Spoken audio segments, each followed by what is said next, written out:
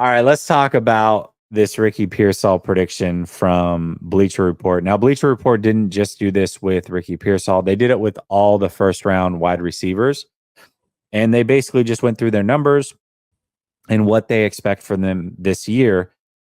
And I don't think they're that crazy with this. They said that Ricky Pearsall, they're predicting to have 24 catches, 283 yards, and 1 touchdown. So first of all, do you think they're way off in their prediction, or do you think they're roughly in the wheelhouse? It's hard to say. I think there's a Remember, Jennings had 19 catches last year. Yeah, well, that's what and I'm saying. He was the third receiver. There's a scenario where they could be spot on. There's a scenario where they could be way off, and there's a scenario where they could be way off in the other direction. Like he doesn't even get those numbers because we don't know what his playing time is going to be or how much opportunity he's going to get on this roster. Let's say a Debo goes down for a significant amount of time. We can't predict that. Yeah. Yeah. Then those numbers are he probably breaks those numbers, right? If this if these receiving core stays healthy the whole season, it might be tough for him to get the opportunities to get 24 catches and those 300 yards or whatever. So it's really tough to say because I don't think he's right now. I don't think he's going to be judged based off of this season by the 49ers brass. I think he's more for sure needs to pop off next season when they make a decision with the BA or Debo, because I think both of us agree they're both not coming back next season. It's going to be one or the other type of situation. And then Pearsall is going to slide into that second role per se. Well, and at the very least, we know Jennings probably won't be back. So at the very least, like he's going to, even if BA and Debo come back, then all of a sudden the floodgates open, so to speak, as far as what his production could be, because now he's on the field 70% of the time or what have you. So, and I think there's a scenario where those guys are all here this year and relatively healthy, and he could still get to this point, depending on what the 49ers want to do. Do they go with more of a 5-wide look? Do they go more empty sets? Do they mix in 3 receivers at a time? And, knowing that Jennings is probably not going to be back, they don't really care to drive his value up for any reason. It's like, why not play Pearsall in some of these situations and mix him in, especially if they're blowing teams out? So I could see a scenario where all those guys are healthy and he could still reach these numbers. But man, I guess the next question is would you be disappointed if they spent a first round pick on a guy like Ricky and this was the production this year? I mean, no, because I see the long game. I know why they got him. Like, ultimately, I think he was, top 40 type pick from a lot of the what's it called, draft boards that I've seen. And they got him at 31 because they believe that he's going to be, a really good receiver in this league. And yeah, I mean, it's disappointing it would be disappointing in the sense that potentially they could have got maybe a different player that made an impact more this season.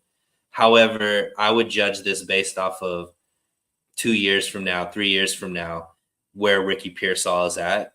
And I don't think it's going to matter what he did in year one if he goes off and he becomes, an all-pro receiver, which I think he has the potential to do. One thing that Kyle Shanahan does well is in the first and second round, he picks good receivers.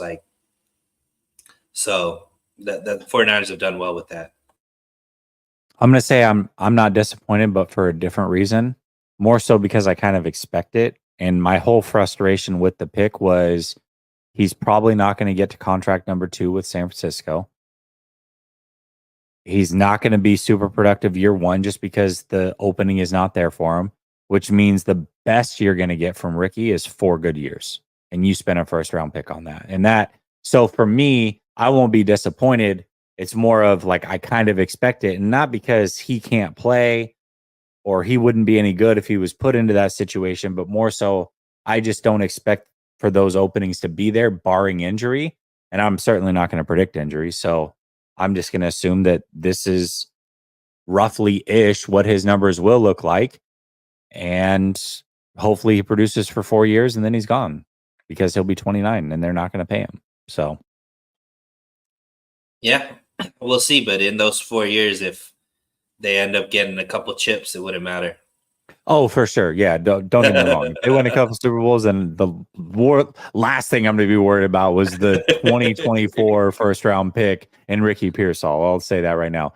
Alan from Cole says, what is one bold take y'all have for this upcoming season? I love bold takes from the standpoint that when I hit, it's pretty awesome. Like last year, a couple bold takes I had were one of them was Kittle, CMC, Ayuk, and Debo would all go over 1,000 yards, and they did. And Brock Purdy would make a Pro Bowl, and he did. And then in the draft, I said a receiver would go in the first 2 rounds. So there have been those ones, but then there are some bold takes that are nowhere near hitting. And I know that you're like shouldn't be held accountable for them, but I feel like if I'm going to do a bold take, we're going to have to actually think about this, and it's going to be a topic on the show for this season. And I think it's probably a little too early to give them. Yeah, we got to do it outside of training camp. Yeah, so we'll do that. It'll be a topic on a show at some point. We do it every year.